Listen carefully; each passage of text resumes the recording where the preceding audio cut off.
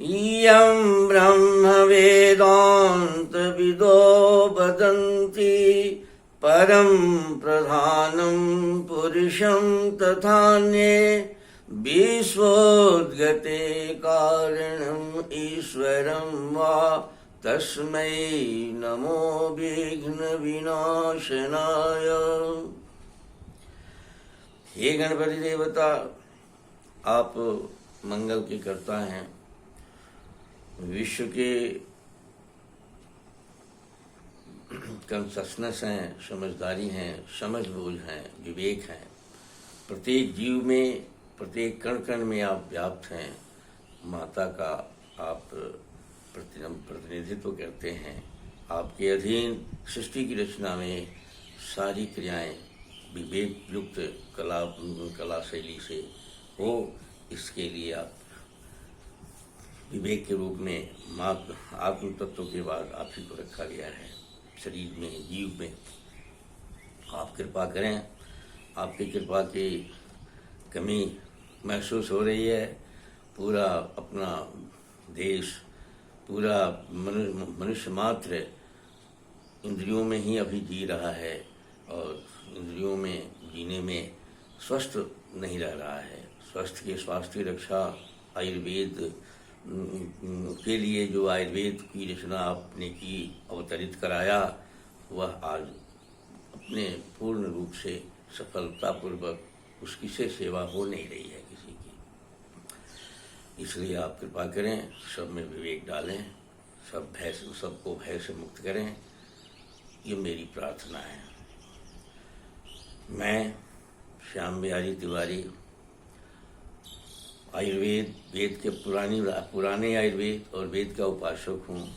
पुरानी आयुर्वेद की जो विधा है, जो आदेश है, जो स्वस्थ सभ्य समाज में जिसके क्या भोजन होना चाहिए, कैसी संस्कृति रहना चाहिए, इसके लिए जो ऋषियों ने अनुभव के आधार पर जो निर्देश दिया है, उस निर्देश के अनुसार मैं आपको कुछ संदेश देना चाहता हूँ। आयुर्वेद का ही संदेश देना चाहता हूँ।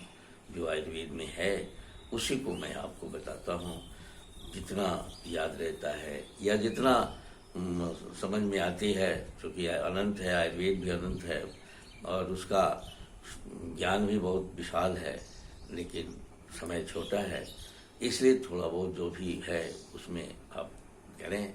दिलचस्पी लेने पर आयुर्वेद की जो विधा है, आयुर्वेद की जो रहन सहन की शैली है, बहुत छोटा है और बहुत समझदार, जल्दी समझ में आने वाली है और बहुत वैज्ञानिक है। उतना वैज्ञानिक यानी कभी भी ये विज्ञान की पहुंच नहीं है वहाँ जितना वह वैज्ञानिक है। अभी मनुष्य की बनावट की जो 3 भाग में जो मनुष्य की को बनाया गया है, वात पित्त कफ दोष से मनुष्य का तन बनता है। तन भाग पर हम लोगों ने बात किया है अभी तक। अब ये तन भाग में वात पित्त कफ के प्रधान लोगों का कैसा स्वभाव रहता है, कैसे क्या होता है, ये सारी बातें पीछे बताई गई है। आज इस तन का प्रभाव वायु प्रधान, कफ प्रधान और पित्त प्रधान वाले लोगों को कौन सी रोग जब होता है, कोई परेशानियां इनकी पाती है या इनके स्वास्थ्य की रक्षा ही करने की अगर आवश्यकता पड़ती है, तो आयुर्वेद क्या कहता है? आयुर्वेद का कहना है कि जब हम स्वाद पर आधारित पेड़ पौधों का से को औषधि के रूप में या भोजन में शामिल पौधों के स्वास्थ्य की रक्षा के लिए जब इस्तेमाल करते हैं या रोग निवारण के लिए इस्तेमाल करते हैं, तो इसमें क्या प्रतिक्रिया इनके भीतर होती है, ये इन बातों की चर्चा आज हम करेंगे।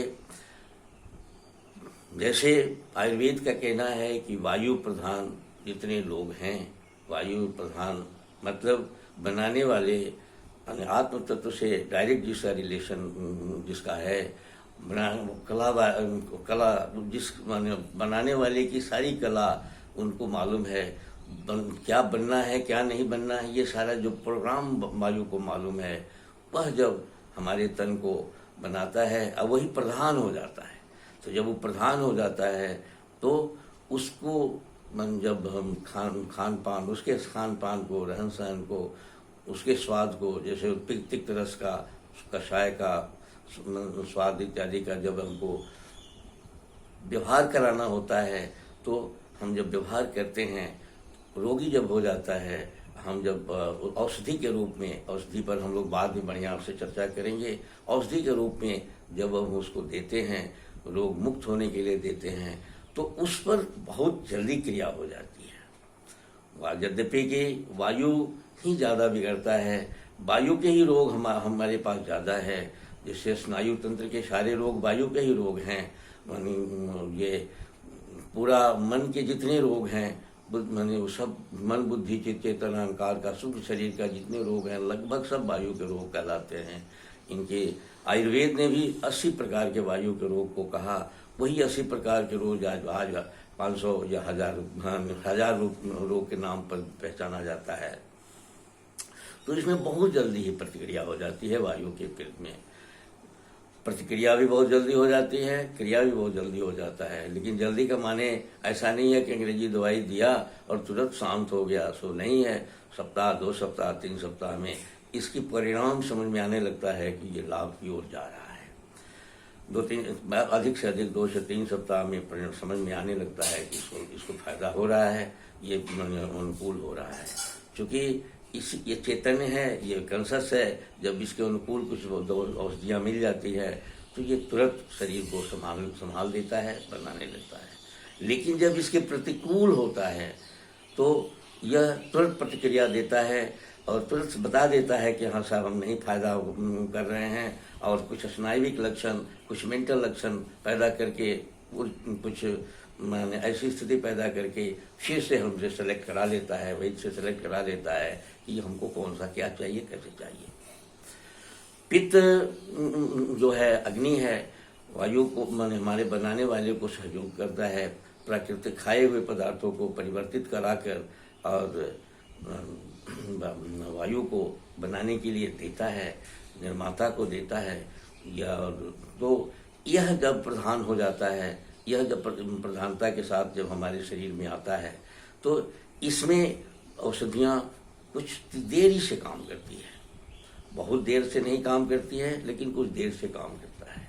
ये इसकी प्रतिक्रिया जब एक बारी बिगड़ जाता है, तो ये बिगड़ जाने के बाद चूंकि इसको अंग प्रत्यंगों को भी थोड़ा सा ज़्यादा भी बिगड़ जा चुका रहता है, तब मैंने पता चलता है। तो ऐसी स्थिति में इसको पित्त के रोगों में आयुर्वेद की औषधियाँ थोड़ी देर से काम करती है। लेकिन अभी आयुर्वेद की जो बीच में रस रसायन की जो चिकित्सा थी, विष चिकित्सा थी पीछे, वो कितना भी अमृत के जैसा बनाई गई हो, लेकिन पित्त के रोगों में वो कम काम करती है, उसकी वैल्यू बहुत ज़्यादा नहीं होती है। वही रस रसायन और विषद औषधियाँ, विषद पेड़ पौधों से बनी हुई दवाइयाँ वायु रोग में जितना जल्दी काम करता है, उतना जल्दी पित्त के रोगों में नहीं करता है।